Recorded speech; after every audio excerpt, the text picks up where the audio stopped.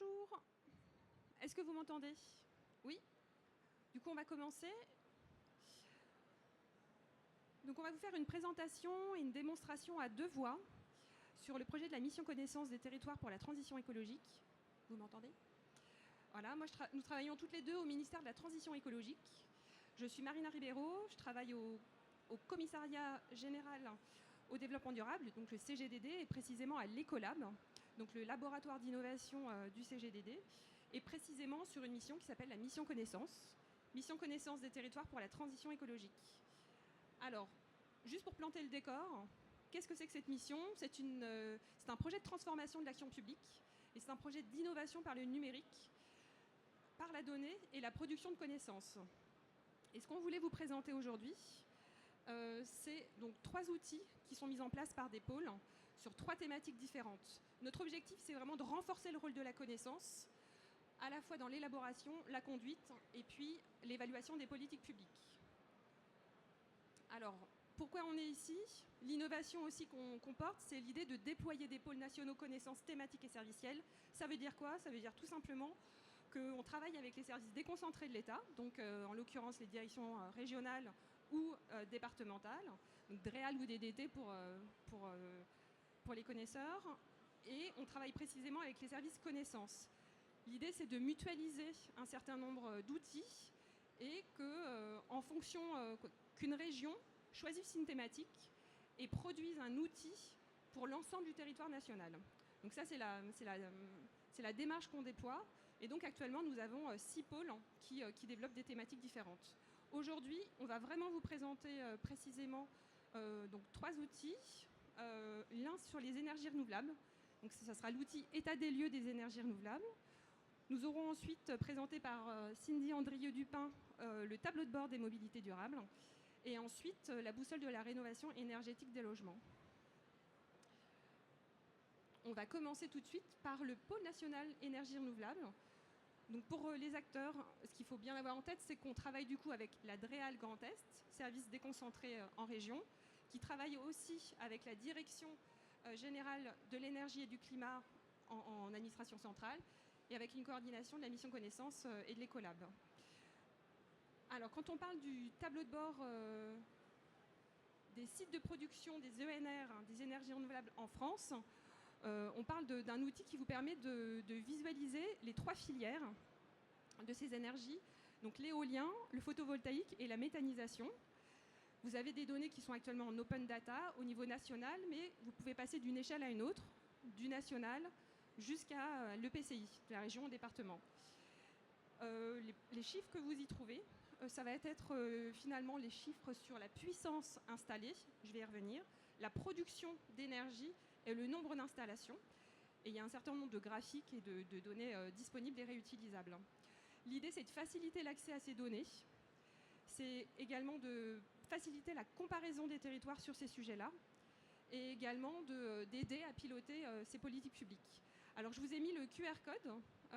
On va vous faire une démonstration, mais si vous voulez tout de suite aller voir sur l'outil, c'est un outil qui est déjà disponible, qui est déjà en ligne. C'est un accès libre et gratuit, voilà, qui est déjà opérationnel. Alors, là, bien sûr, je vous remets l'écran. On a vérifié, tout fonctionne normalement.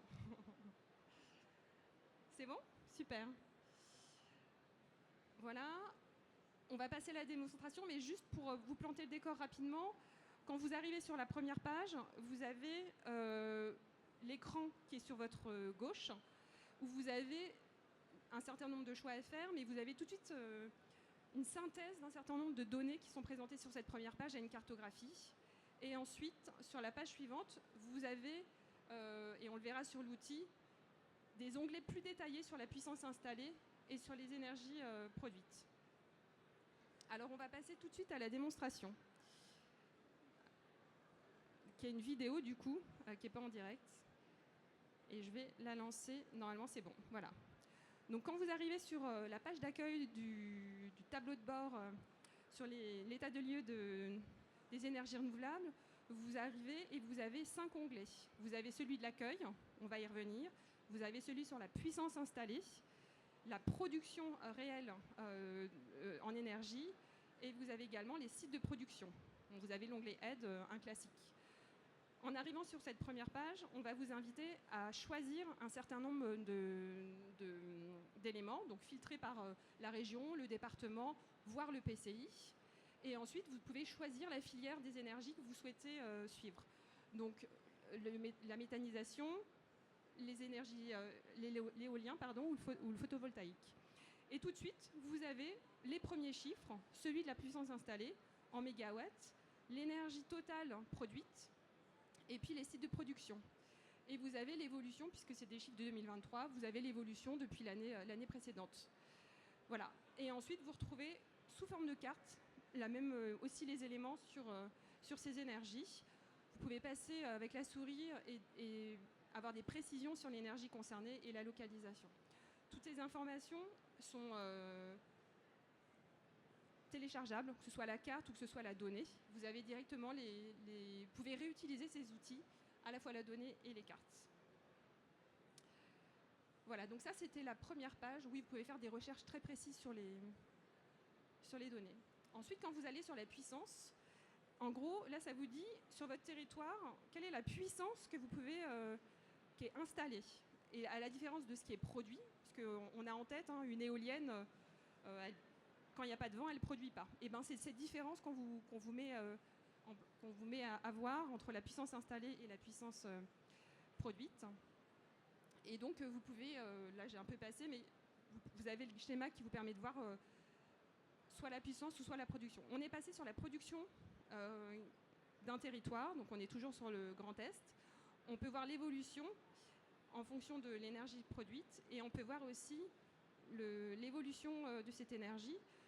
Ce qui est intéressant, c'est qu'au niveau régional, vous pouvez voir aussi entre la production réelle et l'objectif du SRADET, entre les objectifs qui étaient dans le document du SRADET et la vraie production. Et encore une fois, vous avez des cartographies, des graphiques et les données qui sont réutilisables et accessibles. Voilà. Et on a exactement la même démarche sur la question des sites de production des énergies renouvelables. Et on a le classique onglet Aide, mais qui est très important pour avoir les différentes versions de l'outil, avoir aussi un certain nombre d'accès, des précisions sur les données, les sources de données, et toutes les définitions qui sont utilisées pour cet outil. Voilà. Donc, je vous invite à le découvrir et à l'utiliser et à ne pas hésiter à nous faire des retours. On a notre site internet, donc celui de la mission connaissance, c'est un autre QR code où on met à jour systématiquement ce site pour pouvoir vous tenir informé. Et donc le chef de pôle de cet outil, c'est Benoît Desrumeaux, et vous pouvez évidemment le contacter également pour avoir plus de précisions. Ou n'hésitez pas à venir nous voir aussi. Voilà, c'était le premier outil, première démonstration qu'on voulait vous présenter, et je vous propose maintenant de suivre, de voir la démonstration de l'outil mobilité durable avec Cindy Andrieux-Dupin. Merci, bonjour à tous. Donc Cindy Andrieux-Dupin, je suis directrice d'études et de projets numériques à la DRIOAT Île-de-France. Et donc je suis chef du pôle national connaissance mobilité durable, au sein duquel on développe le tableau de bord des mobilités durables, en collaboration avec la Direction générale des infrastructures, des transports et des mobilités, et bien sûr avec l'appui de la mission connaissance. Donc le tableau de bord des mobilités durables, en fait c'est un outil qui est au service des territoires afin de faciliter la prise de décision en matière de politique publique pour la mobilité durable, en fournissant un accès simple et rapide à des indicateurs territorialisés de mobilité et qui soient en cohérence avec les objectifs locaux de transition écologique. Donc c'est un outil qui s'adresse aux services de l'État et également aux collectivités territoriales et aux autorités organisatrices de la mobilité et aussi aux décideurs et agences d'urbanisme et de mobilité. Donc en fait c'est un outil qui contribue à orienter les stratégies de mobilité à l'échelle territoriale sur une base d'indicateurs communs qui sont calculés aux différentes échelles géographiques, donc à l'échelle communale, EPCI, départementale, régionale et France entière. Et ces indicateurs sont construits à partir de données publiques nationales avec une fréquence d'actualisation annuelle. Donc c'est un outil qui permet à la fois de suivre les politiques de décarbonation des transports mises en œuvre, d'identifier les leviers d'action qui peuvent être mobilisés, donc par exemple le report modal, la mobilité partagée comme le covoiturage, établir un état des lieux de son territoire et pouvoir le situer ou le comparer à d'autres. Et point important surtout, c'est faciliter l'accès à la donnée et gagner du temps dans le traitement et l'analyse des données de mobilité. Donc le périmètre couvert par l'outil aujourd'hui, il couvre la mobilité des personnes, donc le fret n'est pas couvert, et il couvre la mobilité du quotidien, c'est-à-dire qu'on ne couvre pas l'aérien et le maritime. Donc je vais vous présenter l'outil. Donc en fait, en 2023, on a d'abord fait une maquette et un prototype de l'outil. Et aujourd'hui, là, en 2024, on est en train de finaliser l'application. Donc elle est encore en cours de développement. Donc là, on vous présente en exclusivité la version bêta. Donc je vais lancer, voilà. Donc quand vous vous connectez, vous arrivez sur une page d'accueil qui vous présente donc qui vous rappelle les objectifs de l'outil, les différents atouts et les cibles, les bénéficiaires de ce tableau de bord. Et ensuite, on accède à la page principale qui est la page des indicateurs de mobilité qui sont classés par thématique. Donc vous retrouvez à la fois les pratiques de déplacement du territoire, tout ce qui est le bouquet de services disponibles. Donc par exemple, voilà, vélo, covoiturage. Et là, on va s'intéresser au parc de véhicules. Donc par défaut, les indicateurs sont calculés à la France entière. Donc là, on va se mettre sur la France métropolitaine. Et pour chaque thématique, vous retrouvez les objectifs et les actions visées en termes de réduction des émissions. Et donc là, on va s'intéresser à la part de véhicules particuliers pour les vignettes critère E et critère 1. Donc vous avez la valeur pour la France, puisqu'on a sélectionné le territoire France métropolitaine, et les valeurs minimum, maximum par région, et la médiane. Lorsque un historique est disponible, vous pouvez voir l'évolution de l'indicateur. Donc ici, vous avez la part de véhicules critère E et critère 1 de 2019 à 2022. Vous pouvez afficher aussi les valeurs en termes de nombre de véhicules plutôt qu'en pourcentage. Ensuite, avec les filtres, vous pouvez aller voir critère 2, critère 3.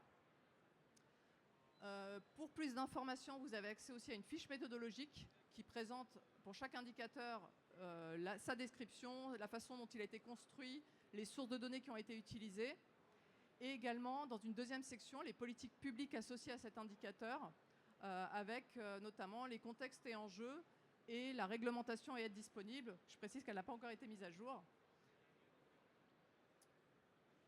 Et ensuite, vous pouvez poursuivre aussi l'analyse d'un indicateur en allant voir les graphiques avancés. Donc là, vous accédez sur une nouvelle page de l'indicateur avec des cartes et différents graphiques. Donc on va revenir sur les vignettes critères E et 1.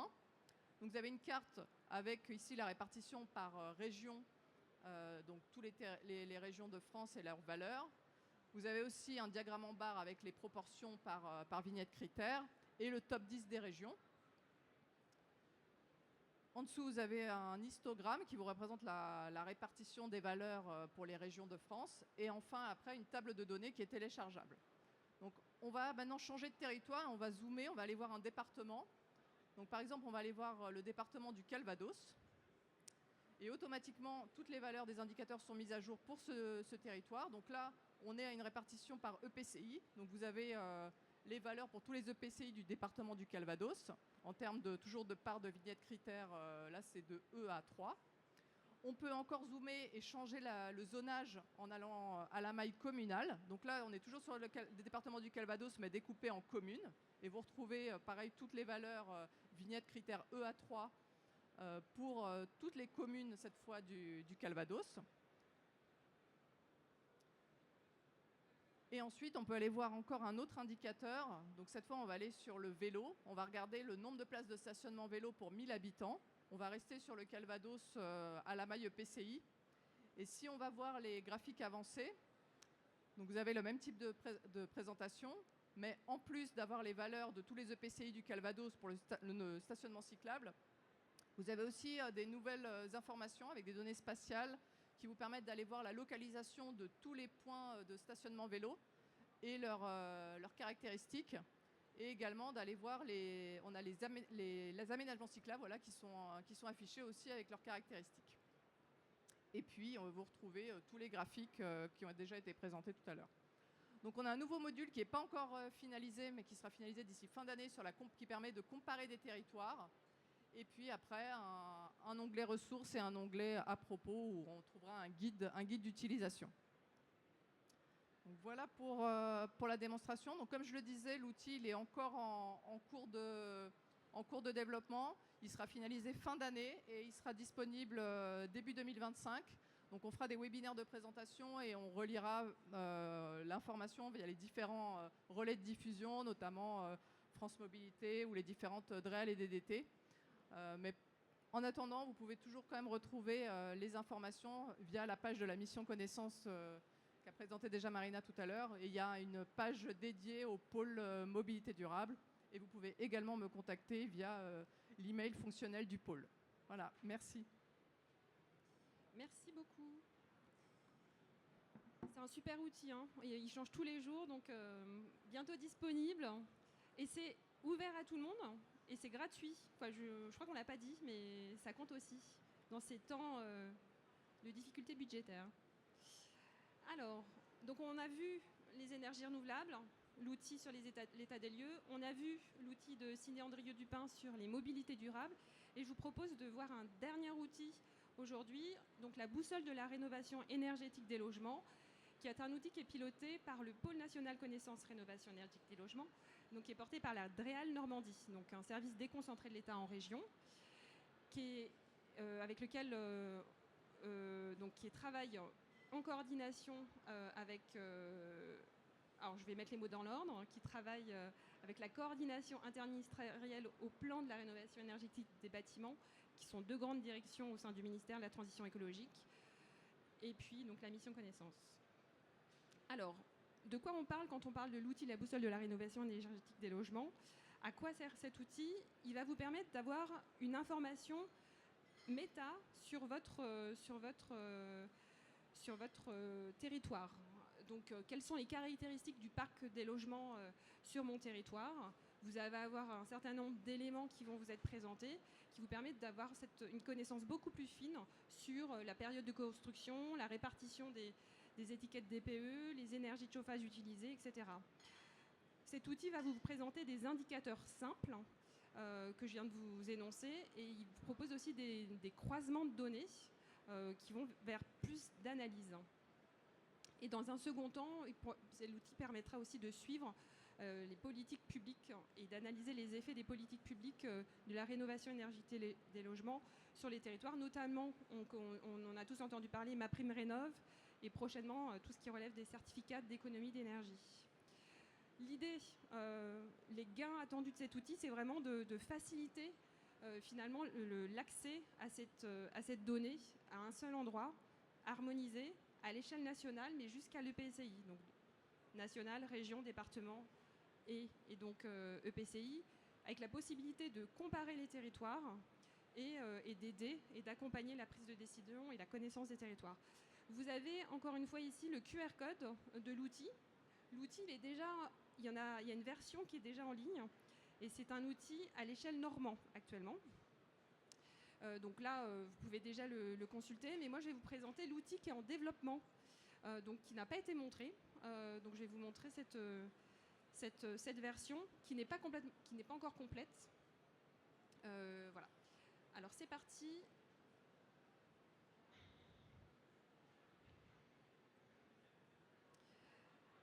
C'est parti. Donc, quand vous arrivez sur la page d'accueil de la boussole de la rénovation énergétique des logements, vous avez, pareil, 5 onglets qui vont vous permettre d'avoir différentes informations. Le premier onglet, c'est consulter le tableau de bord, où là, c'est un peu le cœur de cette application. Et ensuite, vous avez le catalogue des données, où vous allez pouvoir retrouver l'ensemble des données. Vous avez l'onglet réglementation et tout ce qui va être actualité en continu. On pourra revenir sur chacun des onglets, et le classique foire aux questions aussi pour toutes les questions que vous pouvez vous poser. Donc en arrivant sur cette première page, vous allez déjà sélectionner l'échelle sur laquelle vous voulez avoir des informations. Donc, on va choisir pour nous la région Normandie et on va également choisir d'être sur la communauté urbaine de Caen-la-Mer. Une fois que vous avez sélectionné, vous validez et ça va vous donner les informations sur le secteur choisi. Et à partir de là, vous avez plusieurs choix possibles. Donc, vous avez un autre onglet plus bas qui s'appelle Photographie du territoire, où là, vous avez les indicateurs simples qui vous permettent d'avoir des caractéristiques du parc ou sinon sur les caractéristiques des ménages. Donc, des indicateurs simples qui vous sont donnés et sur lesquels on va rentrer un peu plus dans le détail.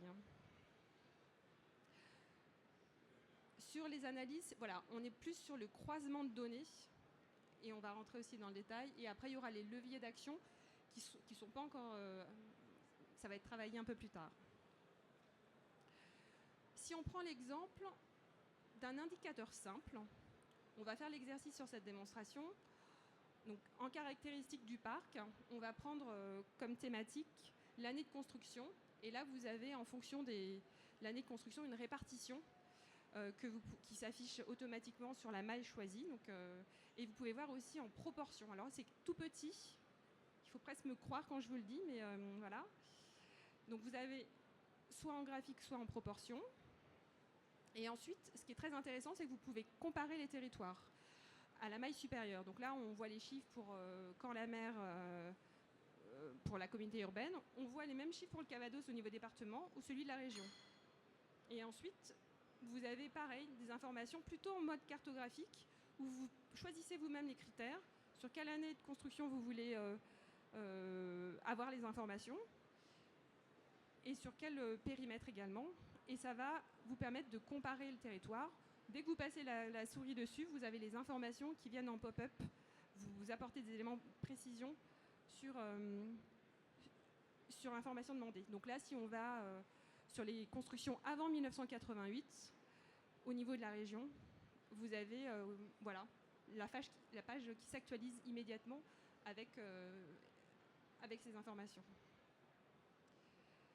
Bon, tout ça, c'est téléchargeable. Ça se met vite fait dans une note en téléchargeant les cartographies, les graphiques. Les données sont aussi accessibles. Voilà. Donc ça, c'est un exemple d'indicateur simple. Et vous avez ensuite l'onglet Analyse qui vous permet de croiser les indicateurs. Donc là, dans cet exemple-là, on a choisi de croiser les DPE et la période de construction. Donc vous l'avez sous forme de graphique. Et pareil, en proportion, c'est effectivement utilisable. De la même manière que tout à l'heure, on peut comparer les territoires sous forme graphique ou par cartographie. Alors là, on va prendre un exemple assez flagrant, des passoires énergétiques. Si on prend les logements qui datent d'avant 88, encore une fois, si on choisit simplement les étiquettes F et G, on va faire apparaître, et ça peut être douloureux, les passoires énergétiques d'un territoire, qui va être par exemple pour la région Normandie.